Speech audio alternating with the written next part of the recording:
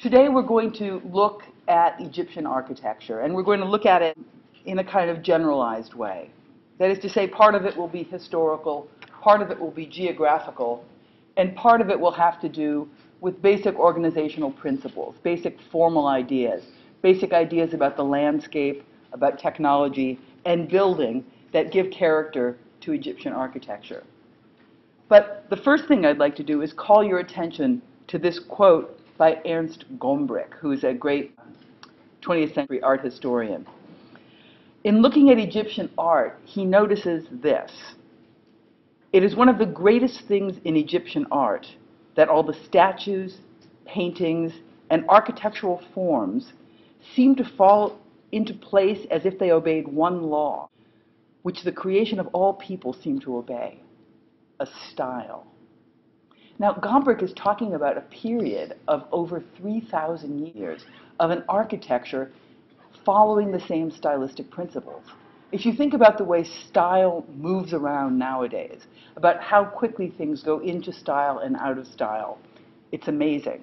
I mean, back in the 1980s, you would look at a building, I don't know, by Michael Graves with columns shaped like the Disney dwarfs, and you would say, cutting edge, avant-garde, very serious. If you were to see the same building now, you would think, yikes, what were people thinking? How could they ever do that? And I have to say, even now when you look at certain Frank Gehry buildings, a little bit after the heyday of the swirly, brilliantly colored metals, you think, boy, this is a real period piece. It keeps going, that architecture is eclipsed. Style is consumed, and new styles, new brands, new images are presented and equally quickly consumed and discarded. And when Gombrich was writing this, let's say mid-20th century, this condition was already going on. Style was already something that was so unstable. And so he looked back at something like Egyptian architecture and thought, why can't we do this now?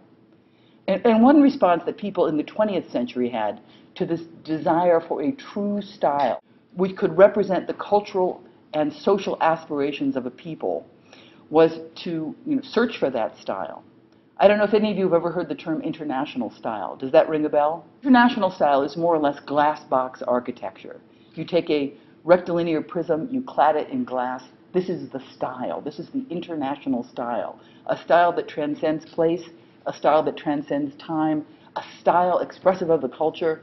And of course, by now it's a period piece. You look at that and you see it with the same kind of historical frame that you would see the Disney dwarf columns in a Michael Graves building or the swirly metal in a Frank Gehry building. But in Egypt, for thousands and thousands of years, a style obtained and gave character to all the works of art and architecture. And that's kind of amazing. Just to situate Egypt on the map. Here it is. And here's Ur, where we saw our friend, the great ziggurat. This is the Mediterranean. And Egypt is organized in a linear fashion along the Nile River. This is probably no big surprise to any of you. But it's an unusual shape for a country to have. Because unlike, I don't know, say, Ohio, which extends across plains, prairies, this is a linear civilization that clusters along the fertile edge of the Nile River. And in fact, the farther you move away from the Nile, the more hostile the environment is. You have these extensive deserts where no farming can happen. Two great kingdoms emerged in the prehistory of Egypt. Lower Egypt, the delta of the Nile, where it spills into the Mediterranean and becomes fan-shaped, delta-shaped, and Upper Egypt, toward the source of the Nile, up toward Nubia. And so these two civilizations in early history came together, and we'll look at that in a moment. But one interesting thing about this kind of orthogonality, the north-south direction of the Nile, is that it's met by another strong giver of form, and that's the east-west path of the sun. So easy to orient in Egypt. You're either walking along the Nile or you're walking along the path of the sun. And because of that, there's a strong preference for orthogonal form. Do you know the word orthogonal? Because I do. You probably know the word orthodontist. And what does the orthodontist do? The orthodontist straightens your teeth, right? Or the orthopedic surgeon straightens something else, something surgically, your bones. So the orthogonal means organized by right angles, organized by 90-degree angles. And if you look at Egyptian art here, and these are ones showing life on the river, you can see that this is not naturalistic representation of life, but a representation strongly conditioned by an orthogonal geometry, by the cardinal axes, north, south, east, west. Scenes of life on the river, the Nile is incredibly important. In fact, here we see a hieroglyph, an Egyptian hieroglyph for world. And it's a nice little diagram. It reminds me of the diagrams we were doing last time in class. A circle, and in fact it's a gated circle. If we could see this well, you would see little towers. And east-west, north-south paths subdividing this. So in many ways, that's all you need to understand the organization of form in the Nile. Although it's not quite so clear as all that, because the Nile is not stable. The Nile is subject to seasonal floodings. And when the Nile floods, this marker of territory, this boundary line of property, swells, swallows up the land, and disappears.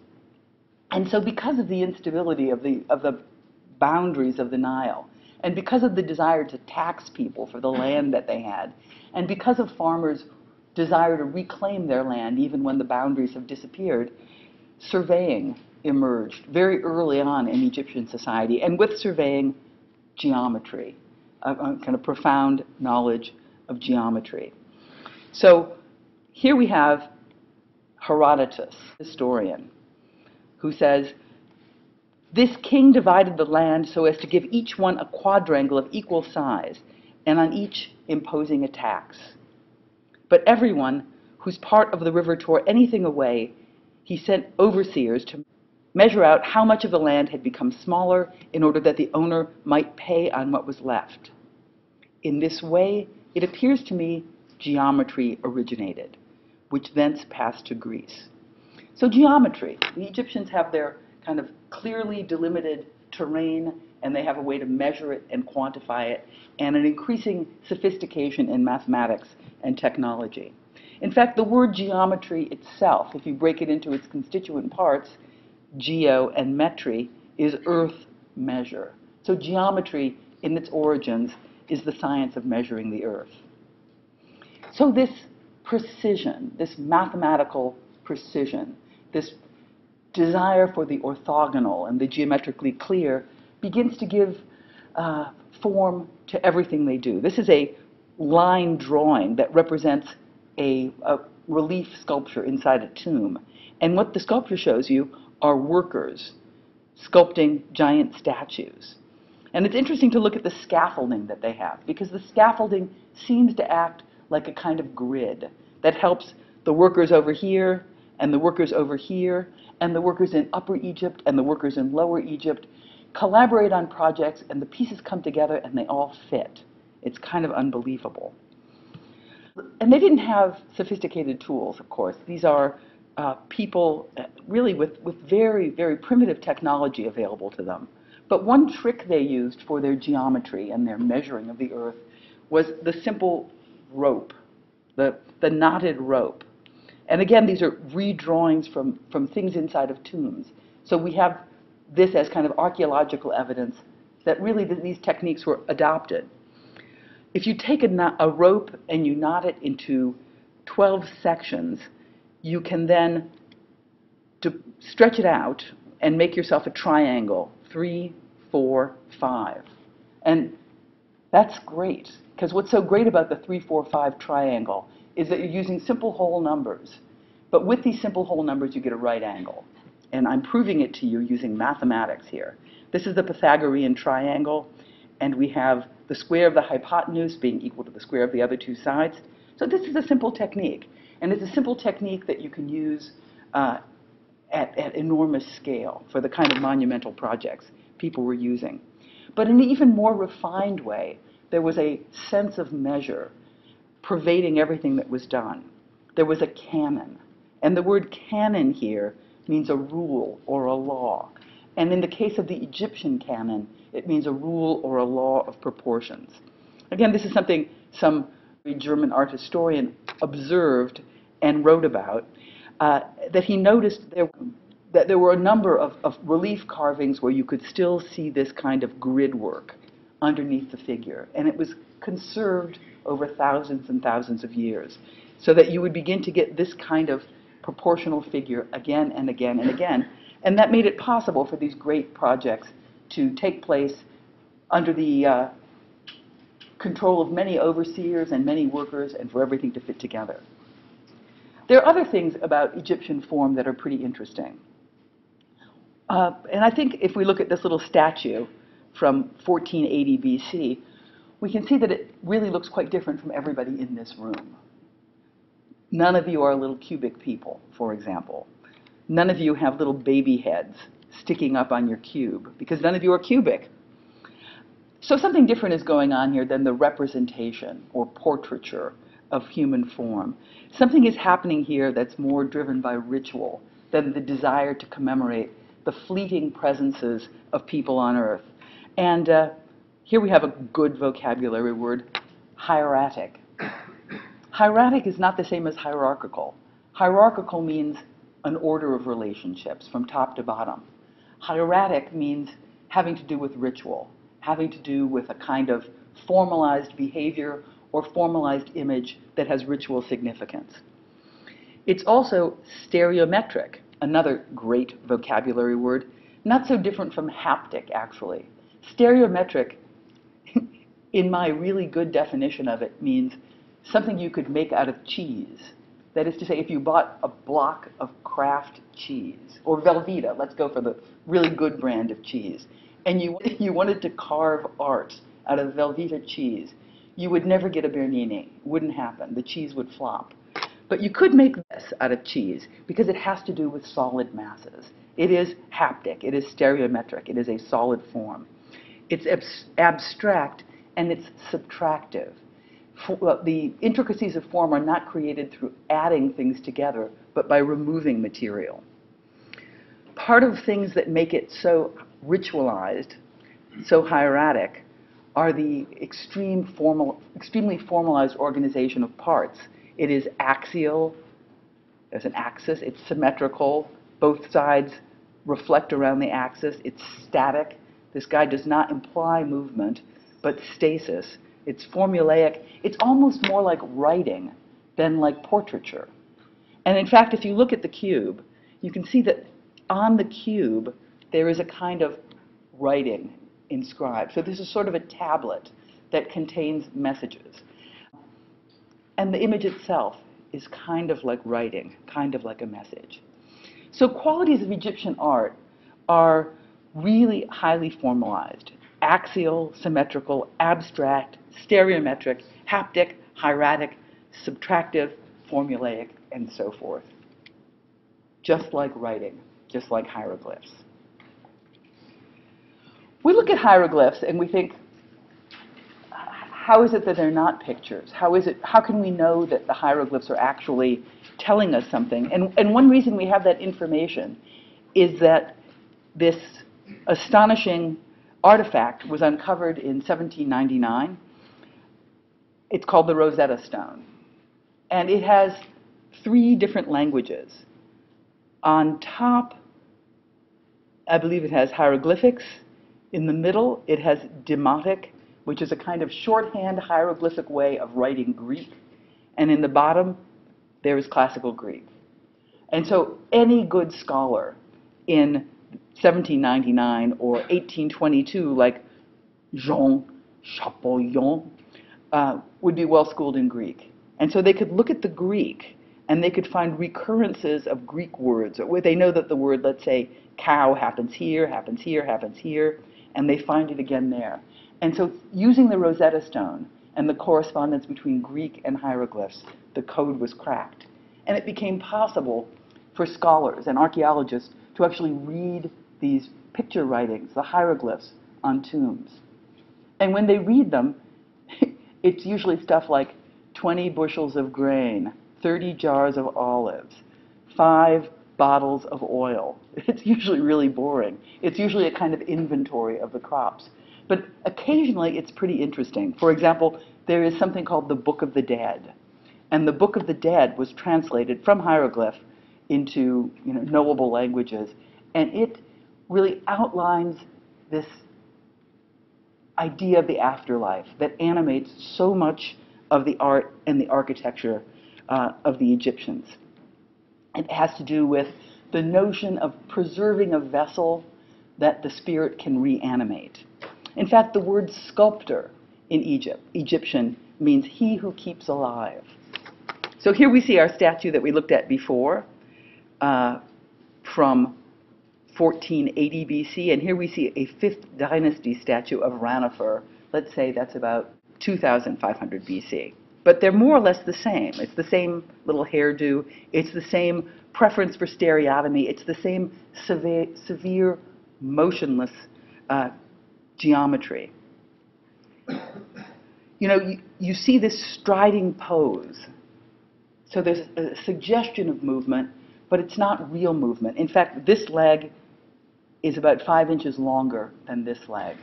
But it's a conventionalized pose, and we see it again and again. These are figures moving forward, moving into the afterlife. Here we see statues of a couple of Old Kingdom pharaohs, Khafre and Menkaure. Notice in parentheses I have Khephren and Mycerinus. This will make you nuts. The pharaohs are frequently known by 2 names. There's the Greek name, which had been conventionally used, let's say, through most of the 20th century and before. And then there's the Egyptian name, which people are increasingly using because that's the real name. So Khafre is also Khephren, Menkaure is also Mycerinus. Good luck with that. They're both easy to remember. You'll have no trouble with any of them. Either one will be fine for the purposes of this course. Look again at the posture, the impassive expression of the face, the clenched arm at the side. And look at this work by Mr. Picasso, Demoiselle d'Avignon, from 1906, one of Picasso's most famous paintings, really a painting that launched Cubism, that defined the moment at which Picasso moved away from a more traditional kind of image making toward Cubism. And you see this guy over here, or this lady over here, who very much reprises the basic posture of an Egyptian statue. Here's a little striding Egyptian guy. The rigid emergence from material that we see here, and the adherence to the material in the Egyptian statue. In fact, Picasso uses this to set up a kind of narrative about the development of art, from this moment of extreme stasis in Egyptian art through classical deployments of these kind of traditional odalisques or nude figures in a full circle back toward what he might see as a more essential or more primitive, more authentic moment that he derives from African masks. So in many ways, it's a full circle.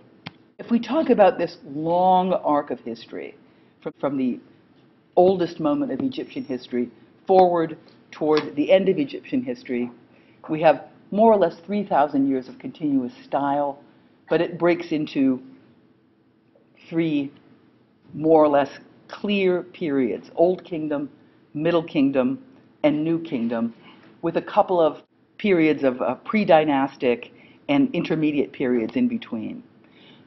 Old Kingdom is probably the stuff that you're familiar with. This is the time of the Great Pyramid building. This is the time when the capital was up in the Nile Delta.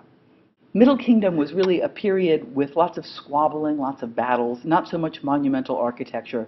But in the New Kingdom, there was a new flourishing of pharaonic power, partly because one pharaoh, Ramses II, lived and ruled for 60 years, which is a tremendously long time to rule. So let's look specifically at Old Kingdom, which is the 3rd to the 6th dynasty. And you might say, well, why do we start with the 3rd dynasty? And the answer is because we have pre-dynastic stuff. And so the first pharaoh we can identify is King Narmer. And we know him because we can read hieroglyphics, of course, and there is a stone palette called the Palette of Narmer that tells a story. And the story that's told by the Palette of Narmer has to do with the unification of the 2 Egypts, Upper and Lower Egypt. If you look at the image here, you see Pointy Hat Man holding a stick or a staff and subjugating the man who's on his knees. People are swimming below. Horus falcons, various gods are overseeing the whole operation. And we know who these people are specifically because their headdresses are associated with Upper Kingdom and Lower Kingdom. So Pointy Hat guy is wearing the crown of Upper Egypt, and the other man is wearing the crown of Lower Egypt. So back in around 3100 BC, Narmer, also called Menes, because we like to use multiple names to mess with you, united the 2 Egypts. And that marks the moment of real consolidation of power and strength and the emergence of these great architectural works. We've mentioned before, when we were talking about translating hieroglyphics, that one text that has come down to us is this Book of the Dead. And that really much of Egyptian architecture, much of Egyptian art making, the production of cultural artifacts that are preserved have to do with funerary architecture and funerary art. That's probably because a lot of the everyday architecture, everyday artifacts weren't built for eternity. You might take river weeds, weave them together, give yourself a basket. You might take the same kind of, I don't know, papyrus shafts, weave them together, make yourself a little hut. And these things decay, these things get swallowed up by the flooding Nile, and new ones take place. But when you are building something to last forever, you make a big effort to build it out of permanent materials. Hence the baked brick and stone-clad funerary architecture, which, and you might even say, hence the mummy, right? You're taking the body and you're finding some way to take the transience and the ephemerality of human flesh and preserve it the same way that stone preserves shelter that would have otherwise been made of decaying materials.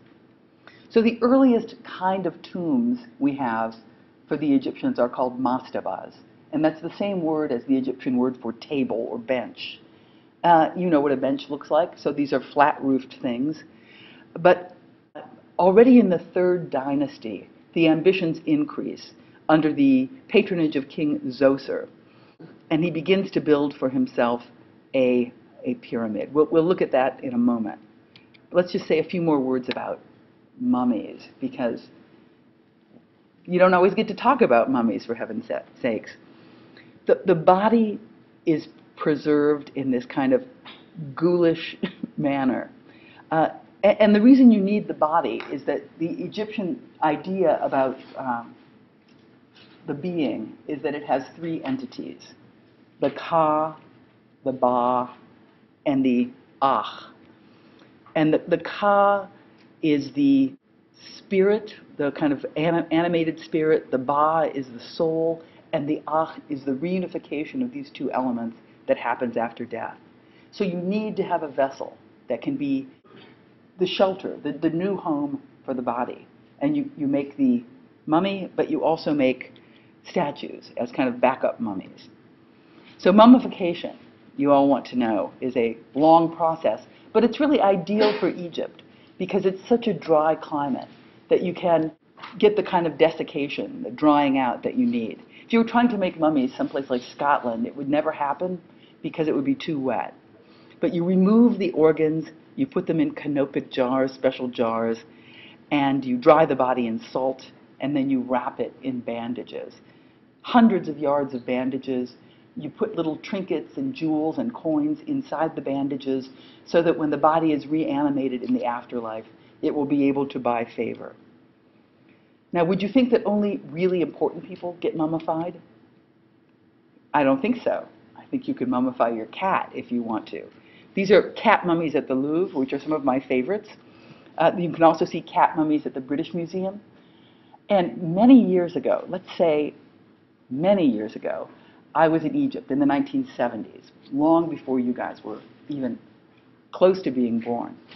And I had this guide take me on a mule across the Valley of the Kings. And he was an old man, and he claimed to have been with Howard Carter when the tomb of King Tut was found. And he was full of all kinds of anecdotes. You know, oh, Carter, funny guy, King Tut, lots of gold, things that I could have said, actually. But he also said, and I don't know where he got this, I have no authentication of this, that when the railroads came into Egypt, there was no fuel. That you couldn't cut down trees and stoke the engines because there were no trees. You couldn't mine coal and stoke the engines because there was no coal. So the abundant source of burnable fuel, according to Ahmed, the mule driver, was mummies. That you had all these minor tombs of minor nobles, and you just threw them in the train and off you went. Who knows? Cat mummies, however. And along with, let's say, a royal burial, you might have lots and lots of grave goods. These are canopic jars that hold the internal organs. These are little servants, so that if in the afterlife, let's say Osiris, god of the dead, says, I would like you, Pharaoh, to perform this menial task, the Pharaoh can look at his little helpers and say, you do it for me. So enough of that. Let's look at some mastabas. These are the bench-like tombs, and you see that they're flat, box-like things, haptic, solids, with little chambers inside. Here's a plan. So you can see that here's a little chamber where there might be a place to offer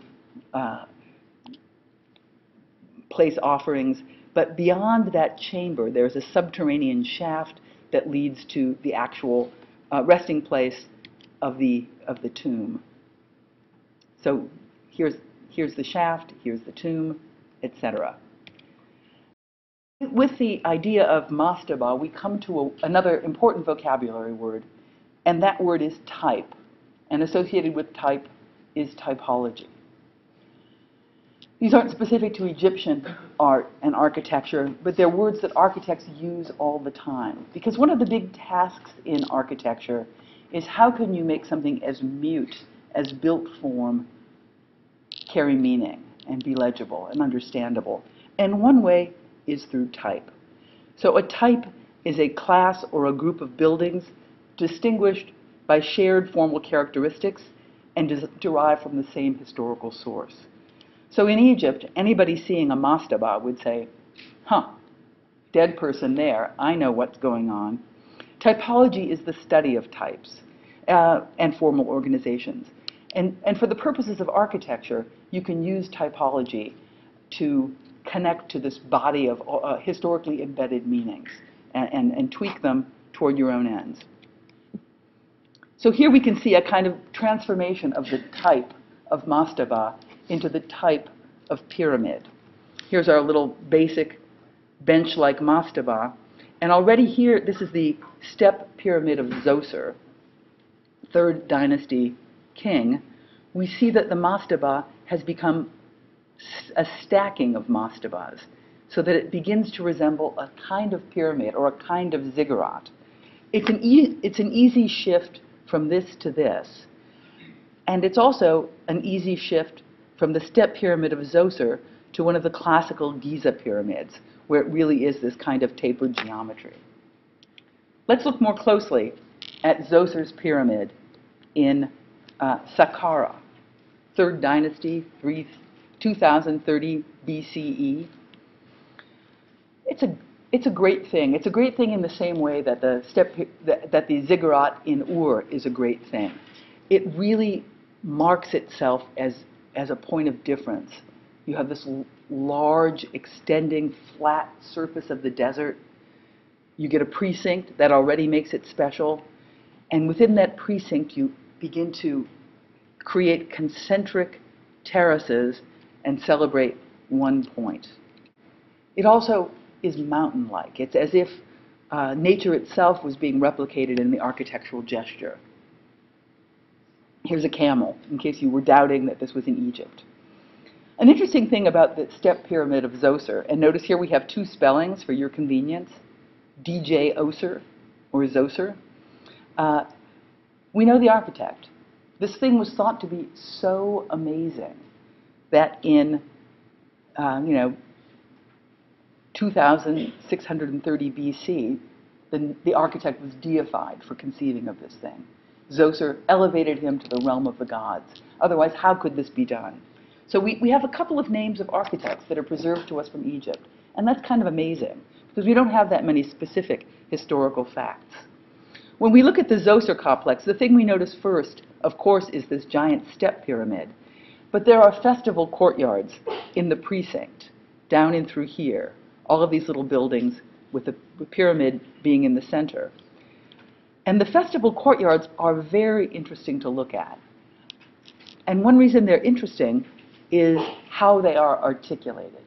And this word articulation is a vocabulary word that you will be hearing again and again in studio as well as in architectural history classes. Articulation means a method of clarifying the relationship of parts to the whole. So when we look at these sheds or these pavilions, we see a series of verticals that begin to create a system of bays. A bay, simply B-A-Y, is the space between two columns. And so instead of saying this is one big lump, we can say this is 4 bays. It's been articulated. But the method by which these things have been articulated is mimetic of nature. But mimesis is imitation. And the forms in Saqqara at the Hebsed court, Hebsed is a festival, are all derived from river weeds, derived from these ephemeral grasses that would have been used in ordinary architectural construction. So there's some kind of idea here of preserving the body of the architecture in the same way that the mummy preserves the body of the human, petrifying the ephemeral and making it last forever. Ephemeral, by the way, means something that's very short-lived, here for a moment and then decays. So these are some of the column capitals that you get in Egyptian architecture. And they pick up on these forms like the lotus and the papyrus that would grow along the banks of the delta. These are some images of papyrus from frescoes inside of tombs. And you can see the flaring of the papyrus and the flaring of the papyrus column capitals are not so different. We also begin to see a constructional system that's a little bit more sophisticated than taking lumps of heavy stuff and stacking them up, which is maybe what's going on in Ur with the ziggurat and maybe what's going on in the step pyramid of Zoser, and that is trabeation. Trabeation is another word for post and beam architecture. So for trabeation, what you need are some vertical supports and some horizontal things to span. And that's simple, that's easy. That's what you did with blocks when you were a little kid. So it's a kind of intuitive thing to do. But the tricky thing with trabeation is, what are your materials? What can you use? And we've already mentioned, when we were talking about burning mummies to keep the trains running, that there really, even by this point, even by 3rd Dynasty Egypt, not so many trees. So you can't make a truss, or you can't use a wooden beam. So what are you going to use to span?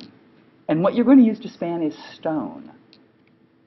So Egyptian architecture uses stone beams, or lintel, L-I-N-T-E-L, to span. And that is not a great material for making a beam, because stone is brittle. I have here a piece of chalk. Chalk is calcium. Calcium is stone. I need a demonstrator. Sir, will you come here and see if you can break the chalk? I don't think he can. Stone. Try it. Oh my God. It's like a Superman in the class. It snapped right in half. Wait, you're not done yet. Yeah. Push down on this and try to break it. Weakling, pathetic guy. So you see that stone is incredibly good in compression, but incredibly bad in tension, which is what you have with a beam. So because of that, you get a very narrow spacing in Egyptian architecture between the columns because you're spanning with stone. This is one of the little Hepsed huts in the Saqqara complex, and you can see this kind of elaborate system of trabeation that recalls the weaving together of reeds of a river hut. And right down here on the bottom, I've given you a river hut in case you're wondering what a river hut might look like. We spoke about the mastaba as a type and how that type transformed over time and finally gave us the pyramid. And the pyramid, too, had various incarnations. So this is Zoser's pyramid that we've seen before. This is the bent pyramid of Sneferu in Dashur. And finally, the pyramid of Cheops in Giza, the great pyramids that you're familiar with. And it's a kind of interesting march toward perfection, you might say. If I were Le Corbusier, the great Swiss architect who wrote a lot about architecture, I would say what happened with Zoser is that the type was identified. And Corbu would say the architect is like the engineer. You look for the type, and once you've asked the right question architecturally, you can then begin to perfect the type. So I would say Sneferu's pyramid is getting toward the answer, but whoops, it bends. And one reason it bends is that the angle was too steep, and they could not continue executing it at that angle. And by the time you get to Cheops, Corbu would probably say, the question was asked, the type was identified, and the type was perfected. I like Sneferu's the best, though. There's something so sweet about the bent pyramid, so kind of ambitious and goofy at the same time. Let's look at Giza for a moment, because I'm sure Giza is the stuff that you guys are yearning to hear about. We have the three great pyramids in Giza, the Cheops pyramid, the Khifren pyramid, and the Mycerinus pyramid, also known as Khufu, Khafre, and Menkaure. This is 4th dynasty Egypt. And this is just on the outskirts of Cairo. If any of you ever go to Egypt, you would be crazy not to go take a look at all of this stuff. These are giant things. These are 760 feet tall, the Khafre pyramid, which is the Great Pyramid. 760 feet tall is enormous. That's like a 75-story building. Ridiculous. And you have to say, how was this possible? How was it possible to build this kind of stuff? And in part, you have an absolute monarch in the person of the pharaoh.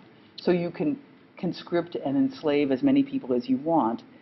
But in part, it was really strategic and clever, because you don't want to conscript everybody. You need the agricultural workers to continue producing food.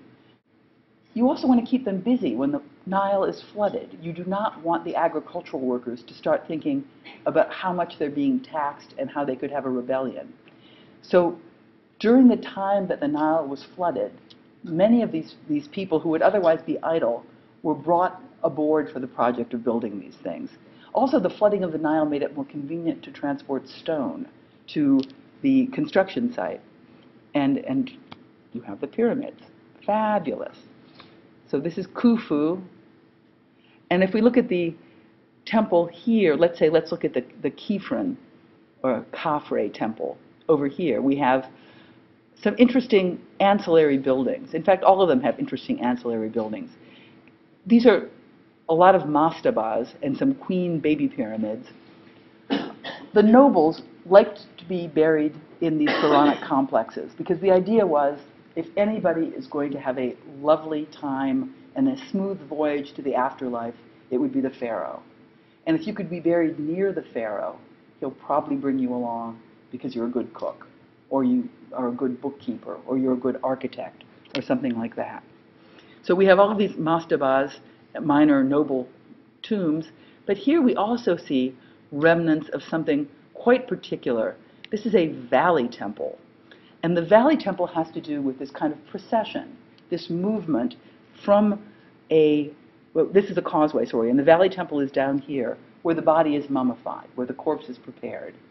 and then it makes its way processionally up to the pyramid and is subsequently entombed. So although we think about the Egyptian pyramids as these great haptic objects, these landscape-like artificial mountains, if we look at the whole complex, we begin to see something more spatial, something more processional. We also see the Sphinx. Here's the Sphinx. Just to give you a sense of the scale, this is the Great Pyramid in Giza. And this is, nobody's probably been to North Korea, so you don't know what that is. This is some crazy hotel they're building there. But right underneath it is the Shard in London, a Norman Foster building that's just recently constructed. Has anybody been to London? Have you seen this big pointy thing sticking up? It's giant, right? It is a huge thing. You see it from all over London. You can't believe how big it is. Built by the most sophisticated technology available in the 21st century. This is this thing built 3,000 years ago, or 4,000 years ago. Kind of unbelievable. And again, we've seen that. There are all these kind of funny subterranean passageways. Like the mastaba, the actual burial chamber is underground. But by the time they're building the great tombs in Giza, they're already making fake entryways because these tombs are getting robbed like crazy. And they have to figure out ways to trick the thieves. In fact, all the great Old Kingdom tombs that we've discovered so far have been robbed multiple times. So next time, we will be talking about Middle and New Kingdom Egyptian art and architecture.